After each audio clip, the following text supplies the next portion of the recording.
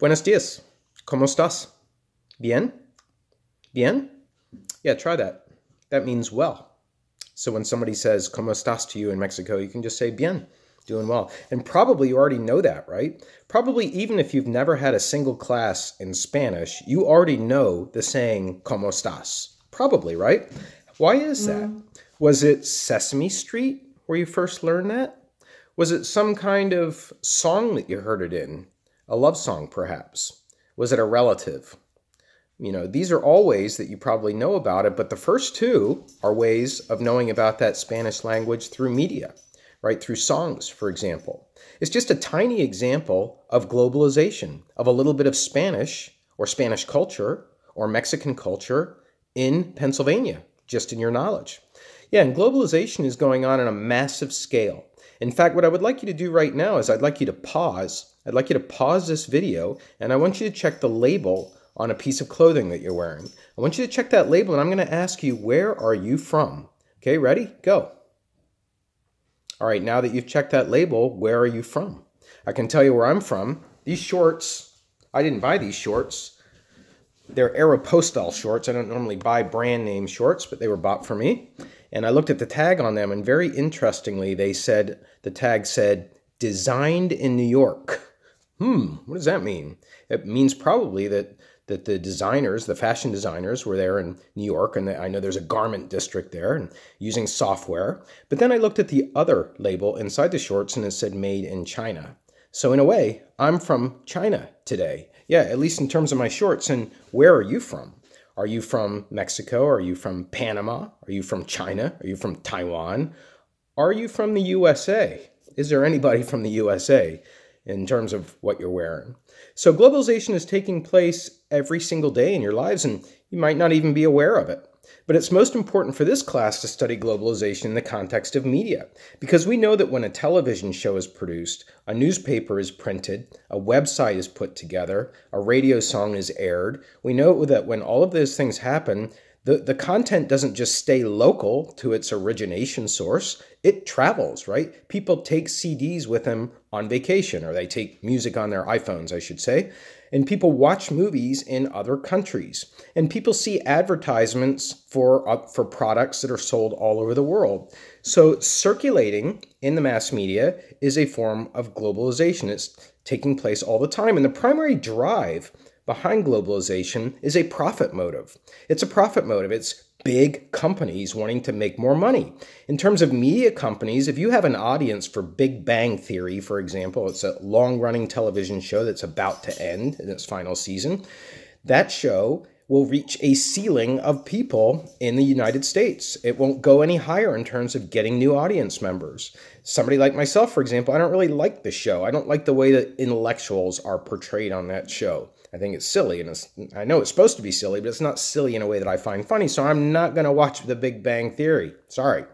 But the Big Bang Theory producers say that's okay, so they'll look elsewhere. They'll look to market that show in Britain. They'll look to market it in France. So, yeah, France. They'll look to market it in lots of other countries, whether they need to put subtitles on it or not, to get the audience to grow.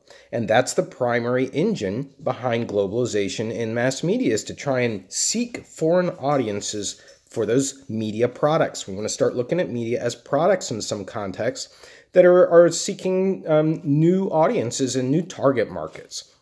That's globalization. Now, in the book, I talk about several factors that are driving globalization that are breaking out of the profit motive. So the profit motive is the main driver, right? But then there are several factors that are branching out from that. And one of them is just that people are traveling more. People like yourselves, right? We have two people in this class who have never traveled outside of the United States. I think we have two.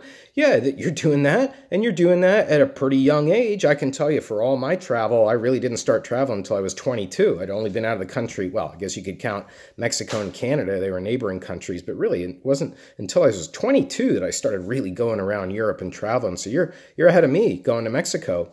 And you're part of many people who are traveling more. And part of the reason for that is because we can schedule our own flights now. You know, I have to go through travel agents, and we can schedule all of the stuff that we're going to do when we get there. We can go on the web and we can do reviews of hotels and beaches and all kinds of other stuff. That you've done that for Mexico probably, right?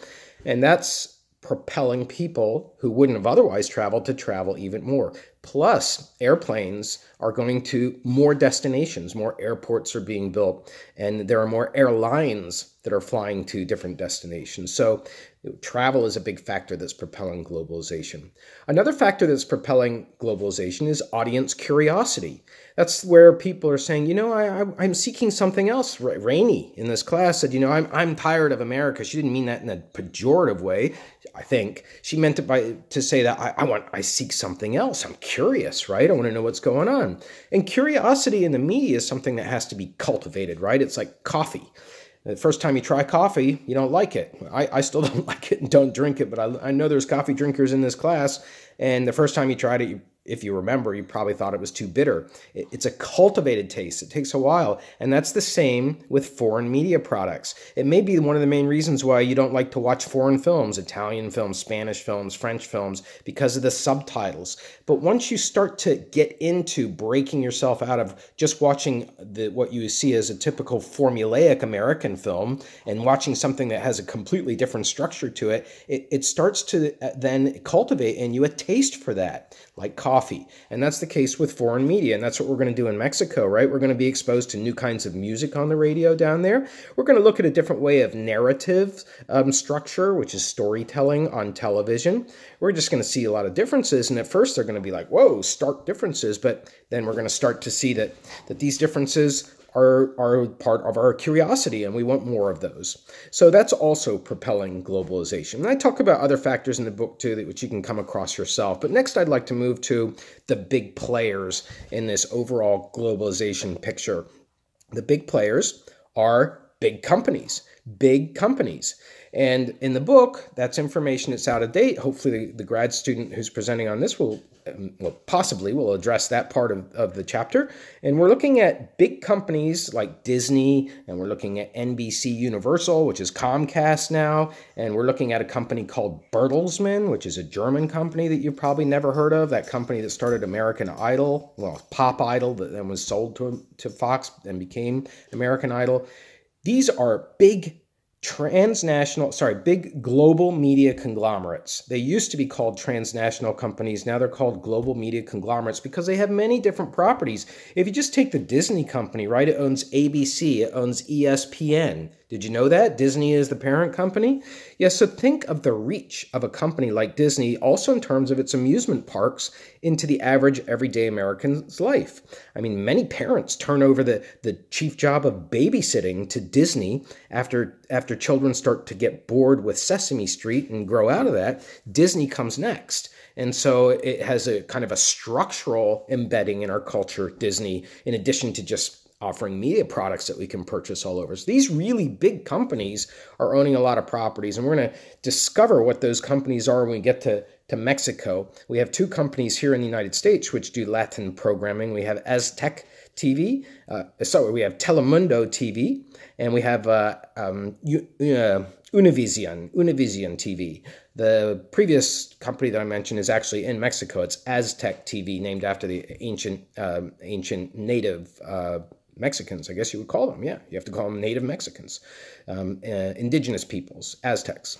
So these big companies are what are driving and reaching into your pockets really every day, because they're advertising across most of these media products, and you're purchasing things like shirts. And you're seeing Aeropostale in front of your face every single day, and it's just one way that some company, Disney, NBC, is participating in globalization that's touching your life every single day.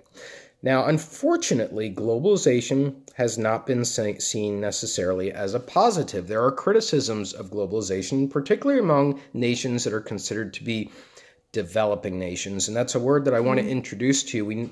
We don't call countries third world countries anymore, if you've heard that expression. That's an old leftover term from the Soviet-U.S. détente era, the 1940s on up through the 1980s, when the Soviet Union and the U.S. were like in a silent war with each other. And the whole world had to sort of align itself with one of these powers, like Poland went with Soviet Union, and Mexico would be seen as being within the U.S. So these countries were called first world if you're in the US, second world if you're in the Soviet sphere, and then third world if you are not aligned with either empire because you're so weak. To align with one would mean that if that one lost, you would be wiped out by the other one. Yeah, can you imagine? And then Ecuador, for example, or Costa Rica, those would be third world countries. How condescending is that, right? So today we refer to countries that are in need of development as developing countries. And Mexico is certainly one of them. We'll be studying it in more detail when we look at cultural characteristics, chapter 4 in this book. And of course, we're going to be learning about Mexico the whole way through the course. But it's a unique developing country in that it has no problem feeding itself. In fact, it's a rich country in terms of food. And actually, it's a rich country in terms of money. There are very wealthy Mexicans, but unfortunately, it's a very top tier, right? Mostly of Spanish heritage still in Mexico. And then there's a very big poor section as well. You'll see some of that when we get to Mazatlan. So Mexico is an unusual developing country. It's also unusual because it has a very sophisticated media system. Not all developing countries do. For example, Ghana has a very undeveloped television network, in part because not all areas of the country of Ghana have electricity. No electricity, no television, right? It's even difficult to produce newspapers. So in Mexico, it has very well-developed television, film, radio for sure. Music is all over the place down there, so radio is just a natural conveyor of that, and newspapers as well. And we're going to take a tour of a newspaper down there. So globalization is not necessarily seen as being helpful to these developing countries in the following ways. So the first way is in terms of the information flow. And if you think of global media as a bunch of interconnected media properties that are sending television shows and films and newspapers, not just through their antennas, but really around the world, right? The world has circulating around it is media content all the time. If you look at the flow of that, developing countries say, hey, there's unfairness here. Most of what's going on here is information coming into us, and not much of us is getting out there. Just think about every time you watch a news report, say there's a hurricane that hits Jamaica, right? How do you know about it? You're learning about it probably by CNN maybe, or Fox, or some other TV show in the United States where they have an American reporter who's reporting on Jamaica, and they have some video footage that they bought somewhere, and it's not told by a Jamaican, right? And that's what developing countries would say is a complaint that they have, is that they don't get to tell their own story to the rest of the world through the media, because the information flow is mostly coming into them, right? If you go to very small countries, a lot of times they actually have quotas on how much imported media can come into the country. Even Canada has quotas on how much American media can be aired in terms of radio. Yeah, we'll learn that when we get to regulation. Yeah, it's because Canada has a very small population compared to the U.S. It's right around 30 million people. The U.S. has like 330 million people, 10 times that population, and 90% of the Canadian population is living on the border of the United States. So it's really susceptible to influence from the US, right? And all these TV shows are pouring over Niagara Falls and into Canada, right? So Canada says, no, we need to ensure that X percentage of our radio content is radio. Otherwise, we'll just be submersed in American culture.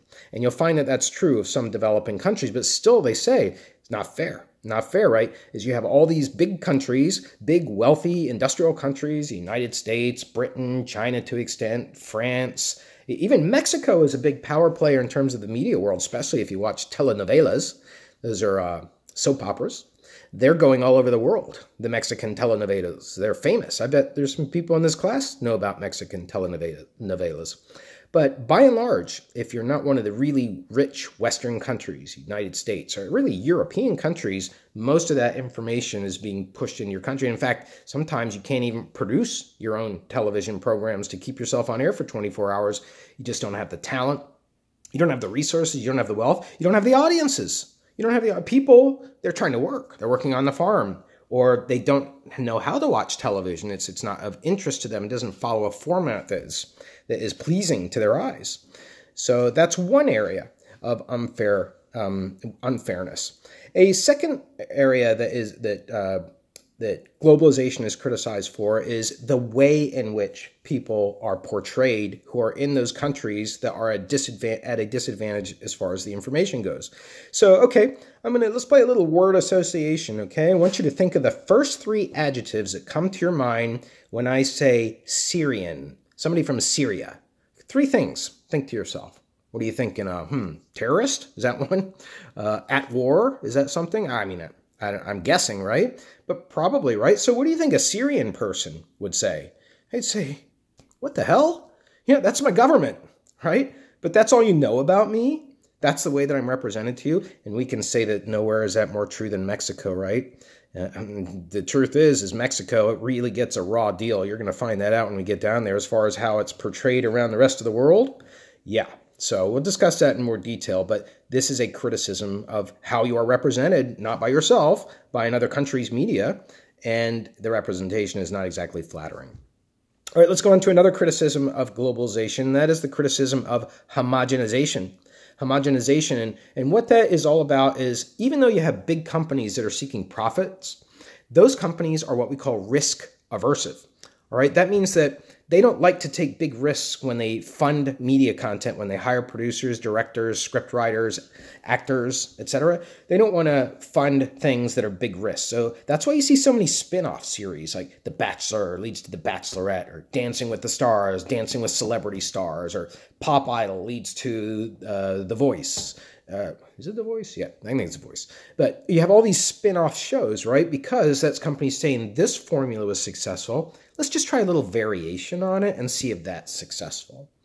And so with that, you also get homogenization, sameness, right? A lot of sameness that's out there. If you turn on the radio and you drive from East Stroudsburg and you're driving down to Washington, D.C., and you go through Philadelphia and you go through Baltimore and you listen to the radio and you hit scan as you go through these radio markets, how many times are you going to hear a Bruno Mars song? How many times are you going to hear the same songs over and over, the same artists? It's because of homogenization. It's the companies that are owning those radio stations. They're saying, hey, this is what worked in the Philadelphia market. We're going to do it in the Baltimore market as well. Now, that doesn't mean that there's no diversity out there. It doesn't mean that you can't find it. It just means that there is a lot of sameness. And you'll see when we get to Mexico that a certain style of television, you might say, hey, this kind of looks American, but the people are speaking Spanish. And what you're really witnessing there is a homogenization of the formula of the television show in Mexico. So that's a criticism. Which brings us now to our final criticism of globalization, and that is cultural imperialism. Cultural imperialism, I don't know if you ever studied that word in history. We referred to imperial powers as those that forced their will on other nations. They marched into those nations with an army and took over those nations. Yeah, we don't have that today so much. It's still around, but we don't have that so much today. Instead, it's a lot more subtle. It's cultural imperialism. It's the idea that culture from one country sneaks in through the back door into another culture when that other culture imports media from the originating culture that I just talked about. For example, in France, you go out to eat as an American, it can seem like a pretty frustrating experience because of cultural imperialism in some ways, because you sit down and you wait for 40 minutes and you're like, where's the waiter? Doesn't he see that I'm here? Finally, the waiter comes over, takes your order, and goes away again for a long time. And then comes back, and then you order an appetizer. And the appetizer comes out and you eat it. And then you get an entree and you eat that entree. And then you eat your dessert, and the dessert might be cheese and fruit. And then, after that, as if that's not enough, you get a digestive. A digestive is a form of alcohol that you sip, and it's meant to break up all the food that you've just eaten so that you can digest it well. That whole enterprise, a French meal, could take 2.5 hours. That's because it's French culture. The French perceive of dining as a point during the day, a time during the day where you should be relaxing and let that digestion really work and reflecting on the day and not that's not what eating is about. Yet that is what fast food tells you eating should be about. Every time you see a McDonald's commercial, a Burger King, people have the whole meal in their hands. We design food and fast food so that it fits in cup holders in cars. so that we can take it with us, so that we can do two things at once. We can drive and eat that burrito or that hoagie or drink that soda in the cup holder. Yeah, that is a form of cultural imperialism that has made its way into France. And there are some really traditional French people who say, I don't like the way that people eat when they eat fast food. It's a completely different experience. So cultural imperialism is where a culture sneaks in to another culture. And you'll go down to Mexico and you'll see a Coke bottle that's been thrown on the ground. And you're like, yeah, that's cultural imperialism in a way. I wish it wasn't the case. And whoever threw it on the ground, they're responsible for it, not Coke. But at the same time, this is a representation of our country laying on the ground and not recycled. And so cultural imperialism really is something that takes place when my dog coming through the door. Hey, buddy. What'd you see out there? I know, we always show off our animals. So what you get with cultural imperialism is when a country is too weak to resist that culture, right? Then the other culture comes in, sneaks in through movies, through websites, through products that you purchase, and makes its way into that country, and then starts to snuff out traditions and certain ways of viewing television and other kinds of media consumption, snuffs it out in the other country, and that's a criticism of globalization. So that's going to wrap things up for today. I hope you understand more now how you have a place in this world that's circulating around media, and that these big companies have an influence on your everyday life. Have a great day.